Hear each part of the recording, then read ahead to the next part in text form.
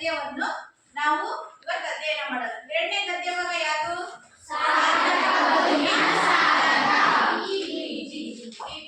ಸರಿ, ಸಾರ್ಥಕ ಬದುಕಿನ ಸಾಧಕರು ಯಾರಪ್ಪ ಅಂದ್ರೆ ಅವರು. ಇದನ್ನ ಈ ಗದ್ಯ ಭಾಗವನ್ನ ಬರೆದವರು ಯಾರಪ್ಪ ಅಂತಂದ್ರೆ ಲೇಖಕರು ಅಥವಾ ಕೃತಿಕಾರರು ಯಾರಂದ್ರೆ ಡಾಕ್ಟರ್ ಎನ್.ಎಸ್. ಲಕ್ಷ್ಮೀನಾರಾಯಣ ಭಟ್. ಯಾರು?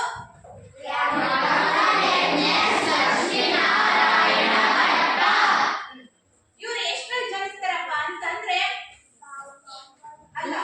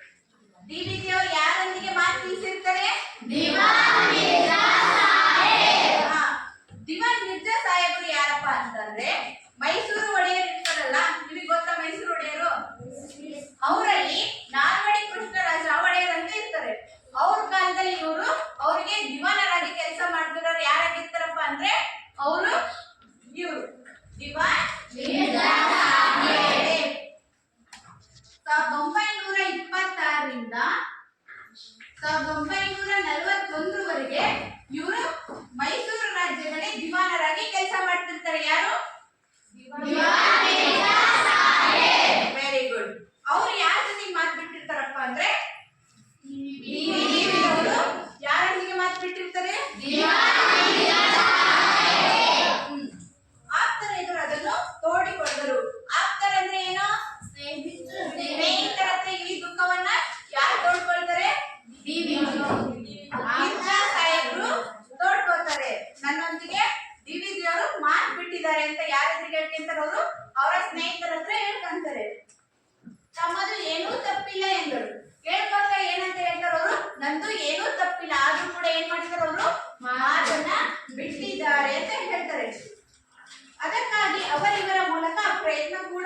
ಆಗಿರೋರು. ಈಗ ನೀವೇನಾದ್ರೂ ನಿಮ್ ಕ್ಲೋಸ್ ಫ್ರೆಂಡ್ಸ್ ಹತ್ರ ಮಾತು ಬಿಟ್ರೆ ಬೇರೆ ಹೋಗಿ ಹೇಳ್ತೀರಾ ತಾನೇ ನೀವು? ಮತ್ತೆ ಮಾತಾಡಿಸ್ತೀನಿ ಅಂತ ಏನ್ ಮಾಡ್ತೀರಾ ನೀವು? ಅವಳು ಯಾಕೋ ನನ್ ಮಾತಾಡಿಸ್ತಿಲ್ಲ, ಮಾತಾಡ್ಸಕ್ ಹೇಳು ಅಂತ ಹೇಳ್ತೀರಾ ತಾನೆ? ಹಾಗೆ ಇವ್ರು ಏನಪ್ಪಾ ಅಂದ್ರೆ ಡಿ.ವಿ.ಜಿ. ಗುಂಡಪ್ಪ ಅವರು ಮಾತು ಬಿಟ್ಟಾಗ ದಿವಾನ್ ಇರ್ತಾರಲ್ಲ ಅವ್ರು ಏನ್ ಮಾಡ್ತಾರಪ್ಪ ಅಂದ್ರೆ ಅವ್ರ ಆಪ್ತ ಸ್ನೇಹಿತರ ಹತ್ರ ಹೋಗಿ ಅವ್ರ ದುಃಖವನ್ನ ಹೇಳ್ಕೊಳ್ತಾರೆ. ನೋಡ್ರಿ, ಆ ಕಾಲದ ದೊಡ್ಡ ದಿವಾನರನ್ನು ತಮ್ಮ ಸ್ನೇಹಕ್ಕಾಗಿ ಹೀಗೆ ಹಾತೊರೆಯುವಂತೆ ಮಾಡಿದ ವ್ಯಕ್ತಿಯೇನು ಸಾಮಾನ್ಯರೇ. ಇವ್ರು ಏನ್ ಹೇಳ್ತಾರಪ್ಪ ಅಂದ್ರೆ ಅವಾಗಿನ ಕಾಲದಲ್ಲಿ ದಿವಾನ ಹುದ್ದೆ ಒಂದು ಶ್ರೇಷ್ಠ ಹುದ್ದೆ, ಹೌದು ತಾನೆ? ದಿವಾನರಾಗಿದ್ರು ಕೂಡ ಡಿ.ವಿ.ಜಿ. ಅವರು ಒಬ್ಬ ಸಾಮಾನ್ಯ ವ್ಯಕ್ತಿ. ಅಂತ ದಿವಾನರು ಡಿ.ವಿ.ಜಿ. ಅವರ ಸ್ನೇಹಕ್ಕಾಗಿ ಯಾಕೆ ಹಾತೊರೆಯುತ್ತಾರೆ? ಅವ್ರ ಅಂತ ಶಕ್ತಿ ಏನಿರ್ಬೋದು ಅಂತ ಅವ್ರು ಸಾಮಾನ್ಯರೇ ಅಂತ ಇವ್ರು ಅನ್ಕೋತಾರೆ. ನೋಡ್ರಿ ನೆಕ್ಸ್ಟ್, ಹಾಗೆಂದು ಅವರೇನು ದೊಡ್ಡ ಡಿಗ್ರಿ ಪಡೆದವರಲ್ಲ. ಯಾರು? ಹಾಗೆಂದು ಅವರೇನು ದೊಡ್ಡ ದೊಡ್ಡ ಡಿಗ್ರಿ ಪಡೆದವರಲ್ಲ. ಯಾರು? ಡಿ.ವಿ.ಜಿ. ಅವರು ದೊಡ್ಡ ದೊಡ್ಡ ಡಿಗ್ರಿ ಅಂದ್ರೆ IAS, KS ಇವರೆಲ್ಲ ಮಾಡಿದವರಲ್ಲ. ಕೇವಲ SSLC ಕೂಡ ದಾಟದ ಓದು ಇವ್ರದ್ದು. ಇವ್ರೇನ್ ಮಾಡಿರಲ್ಲ? SSLC ಕೂಡ ಪೂರ್ತಿ ಮುಗಿಸಿರಲ್ಲ. ಭಾರಿ ಶ್ರೀಮಂತರು ಎಂದರೆ ದಿನದ ಅಗತ್ಯ ಪೂರೈಸಿದ್ದೇ ಹೆಚ್ಚು ಎನ್ನುವಂತ ಕೆಲಸ. ಇವ್ರೇನಾಗಿರಲ್ಲ, ಹೆಚ್ಚು ಶ್ರೀಮಂತರು ಕೂಡ ಆಗಿರಲ್ಲ. ಒಂದ್ ದಿನಕ್ಕೆ ಅವ್ರ ದುಡಿಮೆಗೆ ಎಷ್ಟು ಖರ್ಚು ಬೇಕೋ ಅಷ್ಟು ಮಾತ್ರ ಇವ್ರು ಏನ್ ಮಾಡ್ತಾ ಇದ್ರು, ಕೆಲಸನ ಮಾಡ್ತಾ ಇದ್ರು. ಸರ್ಕಾರಿ ಹುದ್ದೆವಾಗಲಿ ದೊಡ್ಡ ಅಧಿಕಾರದ ಮಾತಂತೂ ಇಲ್ಲವೇ ಇಲ್ಲ. ಅಂತಂದ್ರೆ ಇವರು ಸರ್ಕಾರಿ ನೌಕರಿನಲ್ಲಾದ್ರೂ ಇದ್ರು ಡಿ.ವಿ.ಜಿ. ಅವರು ಸರ್ಕಾರಿ ನೌಕರಿಯಲ್ಲಿ ಕೂಡ ಇವ್ರು ಏನ್ ಮಾಡಲಿಲ್ಲ, ಕಾರ್ಯವನ್ನ ನಿರ್ವಹಿಸ್ತಾ ಇರಲಿಲ್ಲ. ಆದರೆ ಮೈಸೂರು ರಾಜ್ಯದ ಪರಮೋಚ್ಚ ಅಧಿಕಾರ ಹಿಡಿದಿದ್ದ ಮಿರ್ಜಾ ಸಾಹೇಬರು ಅವರ ಸ್ನೇಹ ತಪ್ಪಿಸಿತ್ತೆಂದು ಕಳವಳಗೊಂಡಿದ್ದರು. ಏನಪ್ಪಾ ಅಂತಂದ್ರೆ ಇವಾಗ ಅವರು ಯಾರು ದಿವಾನ್ರು ಇರ್ತಾರಲ್ಲ, ಡಿ.ವಿ.ಜಿ. ಅವರು ಮಾತ್ಬಿಟ್ಟಿರ್ತಾರೆ. ಆದ್ರೂ ಕೂಡ ಇವರು ಸಾಮಾನ್ಯ ವ್ಯಕ್ತಿಯಾಗಿದ್ರು ಕೂಡ ಅವ್ರು ದಿವಾನರಾಗಿದ್ರು ಕೂಡ ಇವರು ಯಾಕೆ ಮಾತು ಬಿಟ್ರು ಅಂತ ಏನ್ ಮಾಡ್ತಿರ್ತಾರೆ, ಇವರು ಕಳವಳ, ದುಃಖ ಆತೊರಿತಿರ್ತಾರೆ. ಆಯ್ತಾ? ಅರ್ಥ ಆಯ್ತಾ ಇಷ್ಟು? Next page.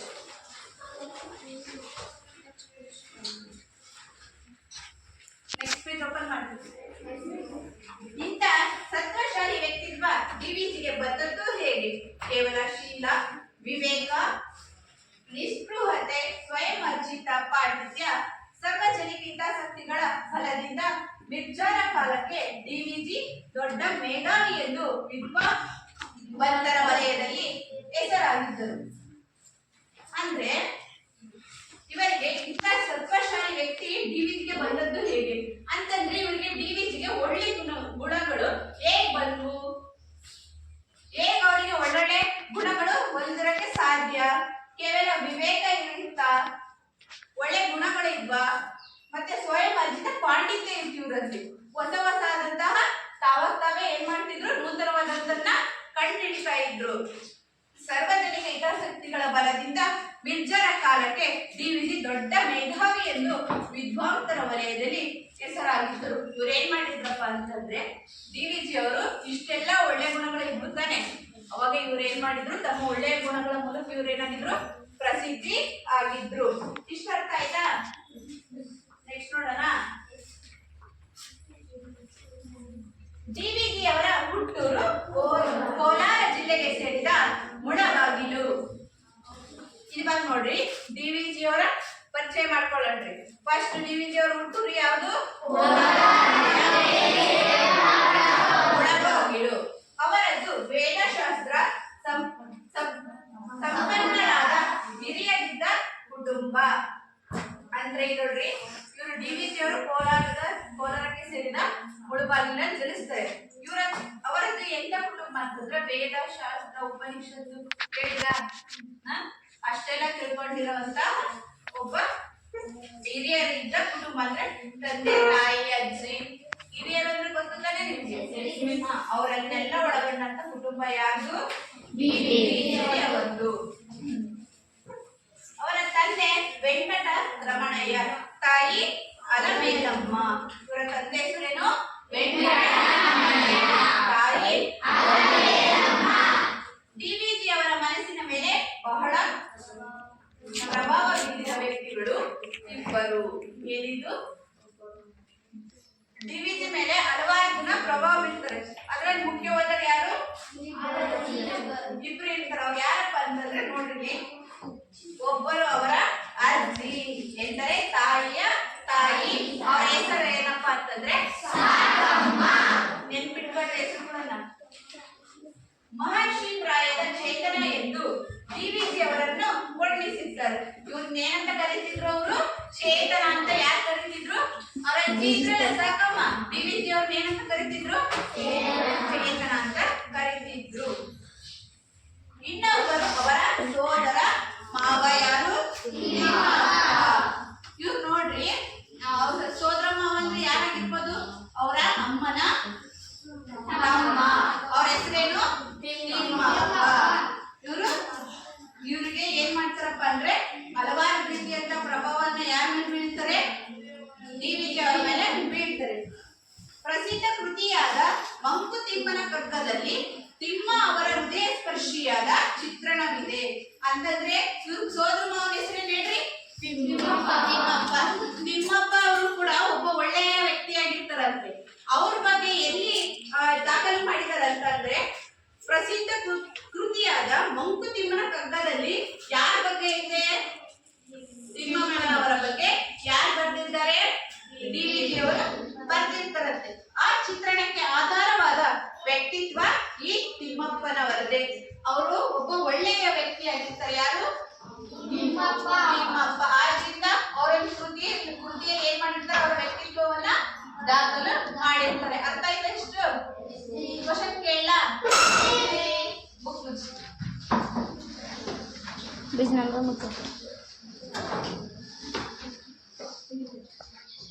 ಡಿವಿಜಿ ಅವರ ತಂದೆಯ ಹೆಸರೇನು? ವೆಂಕಟರಮಣಯ್ಯ. ಒಬ್ರು ಅಷ್ಟೇ ಹೇಳ್ಬೇಕು. ಡಿವಿಜಿ ಅವರ ತಾಯಿಯ ಹೆಸರೇನು? ನಾನು ಗುಂಪಿನಲ್ಲಿ ಉತ್ತರ ಕೊಡಂಗಿಲ್ಲ. ಸಾರ್ಥಕ ಬದುಕಿನ ಸಾಧಕ ಎಂಬ ಗದ್ಯ ಭಾಗವನ್ನು ಬರೆದ ಲೇಖಕರ ಹೆಸರೇನು?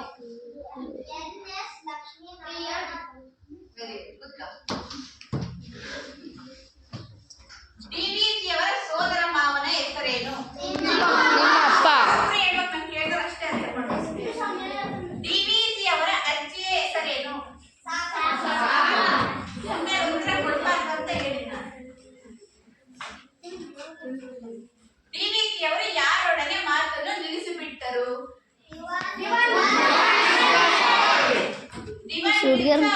ಮೂಲಗಳನ್ನು